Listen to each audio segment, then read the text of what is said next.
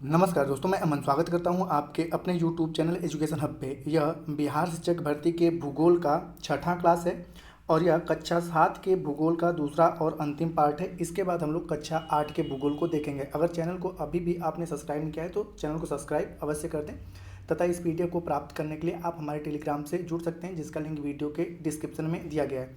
इस वीडियो के अंत में हम देखते हैं इन सारे अभ्यास से जो संभावित प्रश्न बन सकते हैं उनके क्वेश्चंस और आंसर को। तो चलिए शुरू करते हैं।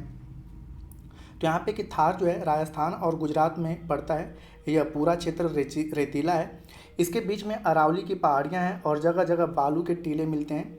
यहाँ पर औसतन वार्षिक वर्षा जो है 25 सेंटीमीटर या इससे भी कम होती है। तो बेसिक तौर पे जो थार का स्थान है वहाँ पर औसतन वार्षिक वर्षा 25 या सेंटीमीटर या उससे कम की होती है। अगला है कि कम वर्षा और बालू के कारण यहाँ कटीली झाड़ियाँ जैसे कि कीकर, बबूल, खजूर, खेजड़ी, ग्वारपाठा, नागफनी जैसी वनस्पतियाँ होती हैं। इनकी पत्तियाँ छोटी और मोटी होती हैं जो कि बेसिक तौर पे मांसल होती हैं। उनमें जल इकट्ठा होता है जिससे कि वह अपने जल की आपूर्ति करती हैं और इनकी जड़ें काफ़ी गहरी होती हैं, मतलब ज़मीन के काफ़ी अंदर तक जाती हैं कि जहाँ तक उनको पानी का सोर्स मिल सके। आगे कि यहाँ के लोग मुख्य रूप से बाजरा, जौ, जई जैसे मोटे अनाजों की खेती करते हैं। ऊँट यहाँ के यातायात या परिवहन का मुख्य साधन है, इसलिए ऊँट को रेगिस्तान का जहाज कहा जाता है। आगे कि यहाँ के लोग बालू की आंधियों और तेज़ धूप की गर्मी से बचने के लिए पगड़ी बांधते हैं जिसे साफा कहा जाता है। तो आपसे पूछा था कि साफा कहाँ का वस्त्र है, तो राजस्थानी क्षेत्र का है। आगे कि यहाँ पर कुछ हरियाली भी मिलती है। ऐसे स्थानों को नखलिस्तान या मरु उद्यान भी कहा जाता है। आगे की पानी की कमी को दूर करने के लिए सतलज नदी पर बांध बनाकर इंदिरा गांधी नहर, जिसे राजस्थान नहर भी कहा जाता है, बनाई गई है। इस नहर को बीकानेर, गंगानगर, जैसलमेर जैसे जिलों में सिंचाई की सुविधा बढ़ी है। इंदिरा गांधी नहर और भाखड़ा नांगल बांध से निकाली गई नहरों से ही इन क्षेत्रों में थोड़ी हरियाली देखने को मिलती है। आगे की प्रत्येक वर्ष 22 मार्च को बिहार दिवस मनाया जाता है, क्योंकि 22 मार्च 1912 को बंगाल से बिहार अलग हुआ था, तो इसलिए प्रत्येक वर्ष 22 मार्च को बिहार दिवस के रूप में मनाया जाता है। आगे है कि बिहार राज्य मध्य गंगा के मैदान में स्थित है, जिसके उत्तर में नेपाल और दक्षिण में प्रायद्वीपीय पठार है। इस प्रदेश के मैदान में गंगा पश्चिम से पूर्वी की ओर, आपको डायरेक्शन पता होगा, ये पश्चिम से पूर्वी की ओर बहती है। और जिससे उत्तर में, मतलब कि बेसिक तौर पे उत्तर में ऊपर से कौन कौन सी नदियाँ मिलती है, तो गंडक मिलती है, उसके बाद बूढ़ी गंडक, कोसी और महानंदा मिलती है, और दक्षिण से पुनपुन और फल्गु जैसी नदियाँ बिहार में मिलती हैं। समुद्र तल से बेसिक तौर पे बिहार की जो ऊंचाई है लगभग औसतन 100 मीटर है। यहाँ पर जाड़े के दिनों में अधिकतम तापमान 29 डिग्री सेंटीग्रेड और न्यूनतम तापमान 8 डिग्री सेंटीग्रेड तक होता है। गर्मियों में लू चलता है तो तापमान 40 डिग्री से ऊपर चला जाता है। यहाँ वर्षा मुख्यतः बंगाल की खाड़ी से आने वाले मानसून से होता है और यहाँ पर जो औसतन वार्षिक वर्षा होती है 100 से 150 सेंटीमीटर तक होती है। आगे की अप्रैल मई के महीनों में हल्की वर्षा की फुहारें पड़ती हैं जो कि आम के फसल को बढ़ने में काफ़ी मदद करती हैं। इसीलिए अप्रैल और मई के महीनों में जो बिहार में बेसिक तौर पे बरसात होती है उसे मैंगो सावर कहते हैं, क्योंकि यह आम के फसल के लिए काफ़ी उपयोगी होता है। जलवायु की दृष्टि से बिहार जो है वह उपोष्ण कटिबंध के क्षेत्र में आता है। बिहार की समस्त भूमि का लगभग 75% भाग कृषि योग्य है और 12% भाग जो है बंजर है। आगे कि बिहार की प्रमुख फसल जो है वह धान है। इसके अलावा गेहूं, मकई, दलहन, तिलहन, गन्ना, जूट, मसाले आदि यहाँ पर भी उपजाए जाते हैं, परंतु मुख्य फसल जो है यहाँ की धान है। आगे कि उत्तर बिहार के कुछ जिलों में तंबाकू, केले, लीची, पान की खूब खेती की जाती है। आम की पैदावार भी प्रचुर मात्रा में की जाती है। राज्य के सभी क्षेत्रों में बेसिक तौर पर आम की खेती देखने को मिलता है। मुंगेर में सिगरेट का कारखाना और बरौनी में तेल शोधक कारखाना एवं खाद कारखाना है जो कि काफ़ी प्रसिद्ध है, जिससे कि वहाँ पे लोगों को ठीक ठाक रोजगार मिलता है। आगे खनिज संप्रदाय की दृष्टि से बिहार एक निर्धन राज्य है, क्योंकि आपने पता है कि बिहार का एक क्षेत्र था आपका झारखंड, तो ज़्यादातर खनिज वाले इलाके कहाँ पे चले गए, झारखंड में चले गए, तो जिस कारण से खनिज की दृष्टि से बिहार एक निर्धन राज्य है। हल्का फुल्का जो खनिज मिलता है वही जो झारखंड से सटा हुआ इलाका है जो कि बिहार के दक्षिण पड़ता है, उन्हीं क्षेत्रों में कुछ खनिज हमें देखने को मिलता है, जैसे कि टिन और अभ्रक। हालांकि मूल रूप से बिहार खनिज की दृष्टि से निर्धन राज्य है। यहाँ के प्रमुख भोजन की बात करें तो लिट्टी चोखा है, और गर्मी के दिनों में ये लोग ज़्यादातर सत्तू, चूड़ा और दही खाना पसंद करते हैं। यहाँ का जो प्रमुख त्यौहार है छठ पर्व है, जो कि बिहार से उत्पत्ति हुई, अब धीरे धीरे भारत के साथ साथ विश्व में भी इसका क्रेज देखने को हमें मिलता है। आगे की राज्य में बक्सर का चौसा आम, बेतिया का डंका आम, दीघा का दुधिया आम और भागलपुर का जर्दालू आम काफ़ी प्रसिद्ध है। बेसिक तौर पे ये राज्य जो है मधुबनी पेंटिंग, जो कि विश्व प्रसिद्धि इसको मिलता है मधुबनी पेंटिंग को, जिसकी उत्पत्ति बिहार के मधुबन जिले से होती है। तो मधुबनी पेंटिंग भी यहाँ पे काफ़ी प्रसिद्ध है और इसकी जो उत्पत्ति शैली मानी जाती है वह मिथिला से मानी जाती है। तो ये पूछा जाता है कि मधुबनी पेंटिंग की उत्पत्ति कहाँ से हुई है, तो मिथिला से हुई है। आगे जमालपुर बिहार का एक जिला है जहाँ पर रेलवे का कार्यशाला स्थापित है। 22 मार्च 1912 को, ठीक है, बिहार की स्थापना हुई थी, इसीलिए प्रत्येक वर्ष 22 मार्च को बिहार दिवस मनाया जाता है। आगे केरल, मतलब यहाँ पे इस अगले जो चैप्टर में उसमें केरल के बारे में जानकारियाँ देंगे, तो इसलिए यहाँ पर केरल के बारे में देखते हैं। तो केरल जो बेसिक तौर पे भारत के पश्चिमी क्षेत्र में यहाँ पर स्थित है। तो यहाँ की जो भाषा है वह मलयालम है। यह भारत के पश्चिमी तट, क्योंकि यह पूर्वी तट है और इधर साइड में जो है आपका पश्चिमी तट है, तो पश्चिमी तट पर स्थित है। इसके पूर्व दिशा में जो है बेसिक तौर पे पश्चिमी घाट की नीलगिरी और अन्नामलाई की पहाड़ियाँ, ठीक है, जैसे कि यहाँ पर केरल है तो इसके पूर्व दिशा में यहाँ पर नीलगिरी और अन्नामलाई की पहाड़ियाँ देखने को मिलती हैं। एवं पश्चिमी दिशा में अरब सागर है, यहाँ पे आपका अरब सागर देखने को मिलता है। अधिकांश क्षेत्र मैदान जो है नदियों द्वारा लाए गए मिट्टियों से यहाँ का अधिकांश क्षेत्र मैदानी बन गया है, जिसके कारण यहाँ पर मिट्टी काफ़ी उपजाऊ मिलती है। केरल राज्य में साइलेंट वैली पाया जाता है, जो कि अपनी जैव विविधता के लिए काफ़ी प्रसिद्ध है। यह यूएनओ के द्वारा, ठीक है, वर्ल्ड हेरिटेज साइट में इसको शामिल भी किया गया है। आगे है कि केरल जो को गार्ड ऑफ ऑन सिटी भी कहा जाता है। तो पूछा जाता है भारत के किस राज्य को गार्ड ऑफ ऑन सिटी कहा जाता है, तो केरल को कहा जाता है। आगे कि केरल राज्य का गर्मी के दौरान 32 डिग्री सेंटीग्रेड तापमान और शीत ऋतु के दौरान जो तापमान होता है 23 डिग्री सेंटीग्रेड होता है। यहाँ पर वार्षिक तापांतर काफ़ी कम देखने को मिलता है। यहाँ पे वार्षिक तापांतर 2 से 5 डिग्री सेंटीग्रेड ही मिलता है। मतलब कि अगर गर्मी के समय में तापमान 32 डिग्री है तो ठंडी के समय में जैसा कि आप देख रहे हो कि 23 डिग्री है, तो विशेष कोई वार्षिक यहाँ पर तापांतर देखने को नहीं मिलता है। यहाँ पर औसत वार्षिक वर्षा 200 सेंटीमीटर से अधिक होती है, जिसके कारण यहाँ पर सदाबहार वन पाए जाते हैं। बेसिक तौर पे जो केरल की जलवायु है वह उष्ण मानसूनी है। यहाँ चंदन, सुपारी, नारियल, रबर, बांस आदि के वृक्ष भी पाए जाते हैं। आगे केरल की बात कर रहे हैं तो कथकली और मोहिनीअट्टम यहाँ का प्रमुख नृत्य है। मार्शल आर्ट की कलारीपट्टू शैली यहाँ पे काफ़ी प्रसिद्ध है। और यहाँ के खेल की बात करें तो मलखंभ खेल केरल का काफ़ी प्रसिद्ध खेल है। सबरीमाला मंदिर जो कि काफ़ी चर्चों में रहता है, समाचार की सुर्खियों में रहता है, यहीं पर स्थित है, जो कि एक प्रमुख तीर्थ स्थल है। भारत में सबसे अधिक साक्षरता दर वाला भी राज्य केरल है। आगे केरल के तटीय भागों में मोनोसाइट, जर्कन, थोरियम, यूरेनियम पाया जाता है, जबकि पूर्वी भाग में चीनी मिट्टी, चूना, ग्रेफाइट पाया जाता है। केरल के तिरुवनंतपुरम में सूती कपड़े, नारियल का तेल और साइकिल ट्यूब, कांच आदि के कारखाने हैं, जबकि गुलनूर में कागज़ तथा अलवाय में एल्युमिनियम के कारखाने स्थित हैं। बेसिक तौर पे हम लोग जब भी जैसे हाउस बोट का जिक्र करते हैं तो हमें कश्मीर का नाम याद आता है। तो कश्मीर के अलावा भारत का एक और राज्य है केरल, यहाँ पर भी हाउस बोट देखने को मिलता है।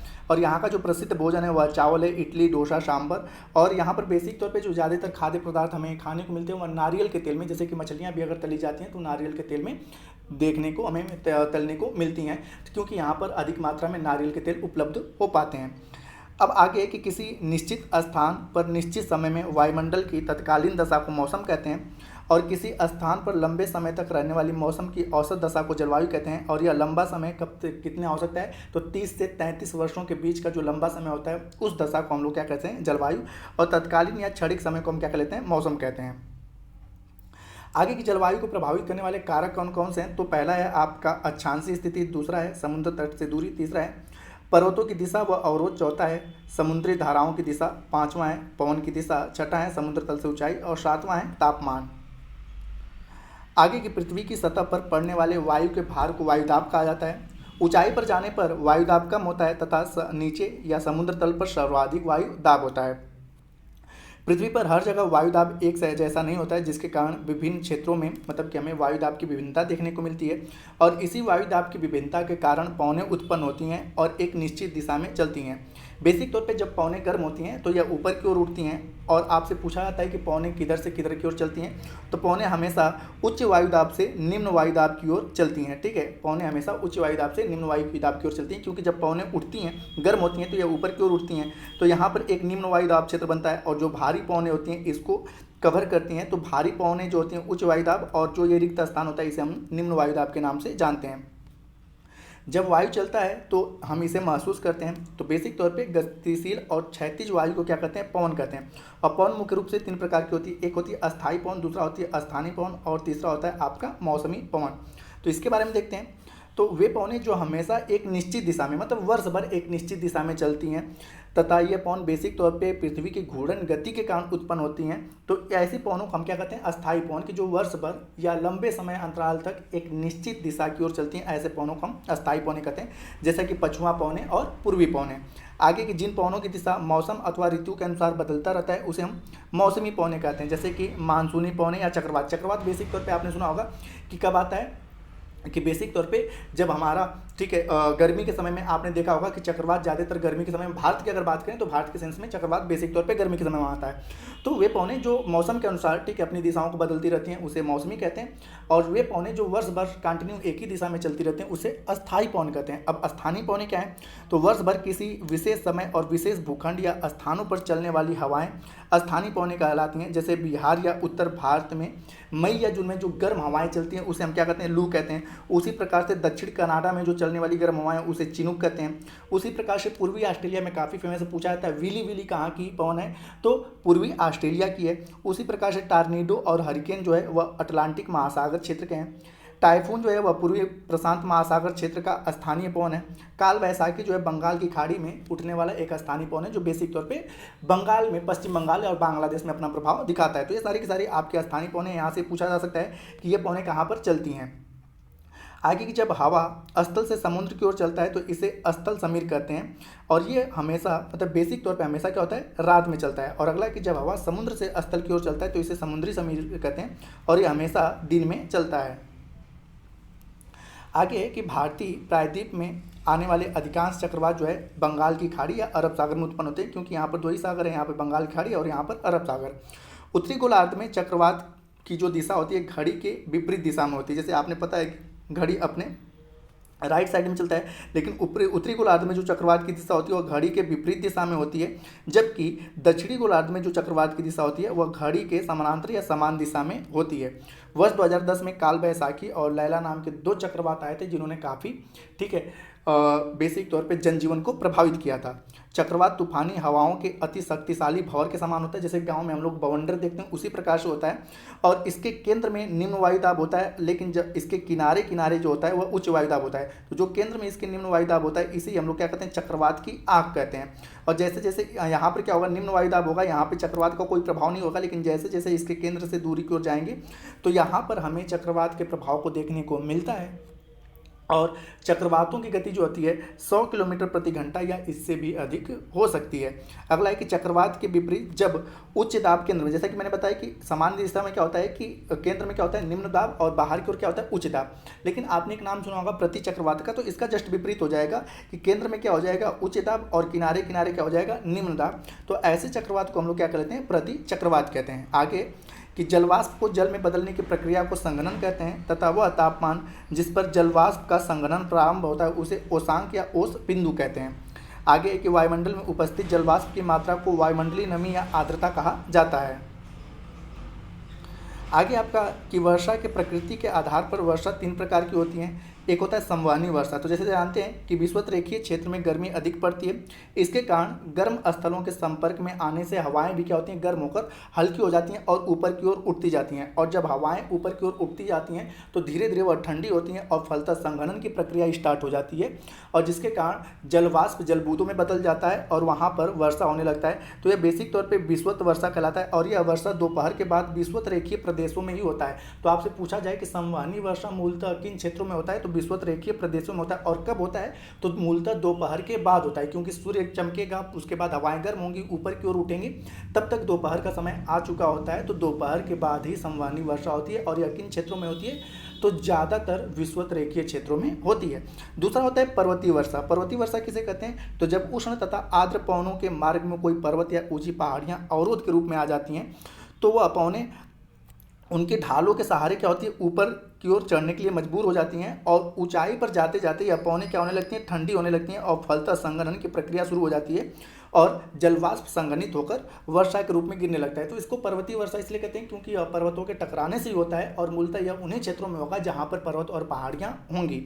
आगे है आपका कि चक्रवातीय वर्षा। चक्रवातीय वर्षा क्या है, तो निम्न दाब क्षेत्र के कारण विभिन्न दिशाओं से, जैसे मैंने आपको बताया कि यहाँ पे निम्न दाब और बाहर बाहर क्या होगा, उच्च दाब। तो जब किसी क्षेत्र में निम्न दाब बनता है तो विभिन्न दिशाओं की जो है अनेक पौने उस खाली जगह को भरने के लिए आने लगती हैं, और इसके कारण यह पौने मजबूर होकर ऊपर उठ जाती हैं, और ऊपर उठने के कारण इनके तापमान में पुनः गिरावट आती है, ठंडी होती हैं, और ठंडी होने के बाद आर्द्रता संघनित होकर वर्षा के रूप में बरसता है। तो यह वर्षा बेसिक तौर पर उष्णकटिबंधीय क्षेत्रों में हमें देखने को मिलता है। तो इस प्रकार की वर्षा को चक्रवाती वर्षा कहते हैं। तो वर्षा की प्रकृति के आधार पर 3 प्रकार की वर्षा होती है, एक संवहनी, दूसरा होता है पर्वतीय, और तीसरा होता है आपका चक्रवाती वर्षा। अब अगला है कि तापमान मापने की मूलतः जो इकाई हमारे पास जैसे सभी हैं, तो इसमें जो दिया हमें पता है कि फ़ारेनहाइट है, डिग्री सेंटीग्रेड है, और अन्य जो हैं ठीक है पैमाने हैं, लेकिन यहाँ पे डिग्री सेंटीग्रेड को ही दिया था। तो बेसिक तौर पे तापमान मापने की जो सामान्य यूनिट है वह है डिग्री सेंटीग्रेड। जल 0 डिग्री सेंटीग्रेड पे बर्फ में बदल जाता है और 100 डिग्री सेंटीग्रेड पे बॉयल होने लगता है, उबलने लगता है। इसे जल का क्वथनांक या बॉइलिंग पॉइंट कहते हैं। वर्षा मापक यंत्र क्या है? Rain gauge. वर्षा मापक यंत्र को रेन गेज कहा जाता है। तो अब इससे संभावित प्रश्न को हम लोग देख लेते हैं। तो पहला क्वेश्चन है कि केरल प्रदेश की जलवायु कैसी है? तो जैसा मैंने बताया केरल प्रदेश की जलवायु कैसी है? उष्ण है। अगला एक, केरल में क्या नहीं पाया जाता? तो केरल में मूलतः काफ़ी खेती की जाती है, काजू की भी खेती की जाती है और इलायची की भी खेती की जाती है, क्योंकि वहाँ पर आपने सुना होगा कि केरल में एक पहाड़ी है जिसको कार्डामम कहते हैं, और कार्डामम जो है इलायची का इंग्लिश रूप है।